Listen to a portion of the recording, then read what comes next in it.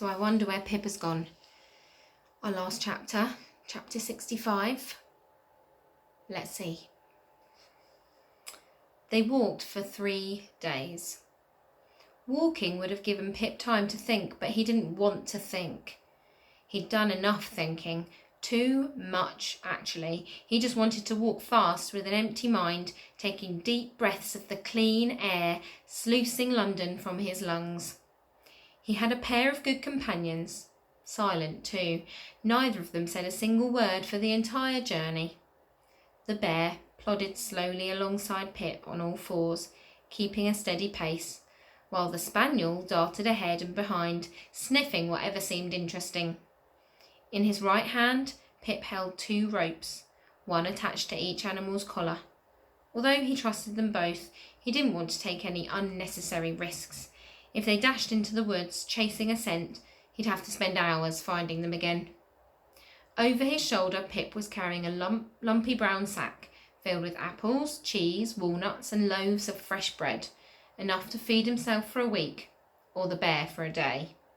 He had a few pennies in his pocket, the dregs of his savings, and he bought a few more provisions whenever they walked through a village, keeping his sack full.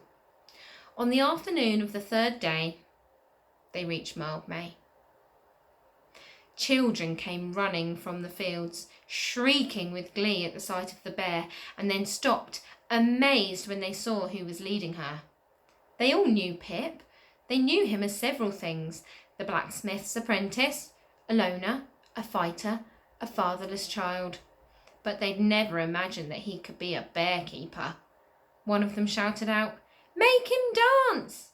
Pip shook his head. "Go on, Pip, make him dance. I'll give you a farthing if you do." "She doesn't dance," said Pip. Emboldened, the other children came closer and pestered Pip with questions. By the time he reached the other side of Mildmay, he'd gathered enough of an entourage of 40 people, almost half the population of the entire village. They followed him all the way home. As they walked through the forest, he was so busy answering their questions, explaining where he had been, that he'd seen what he'd seen, and how he'd acquired not just 1 animal but 2, he didn't have time to worry about what to say to his family. As they came closer to the cottage, there was the sound of furious barking. Pepper had heard the conversation and laughter before anyone else.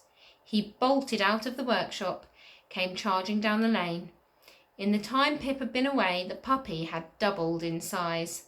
Seeing Pip, Pepper darted forward, his tail wagging like mad.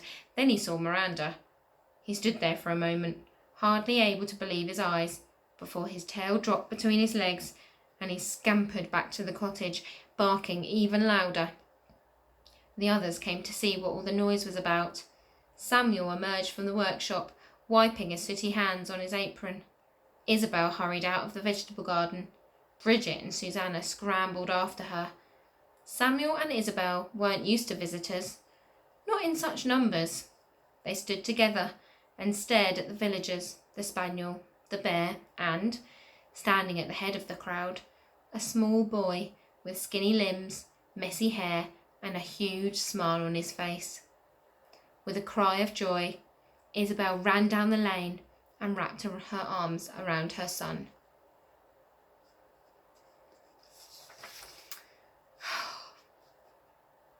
I don't want to believe it's over.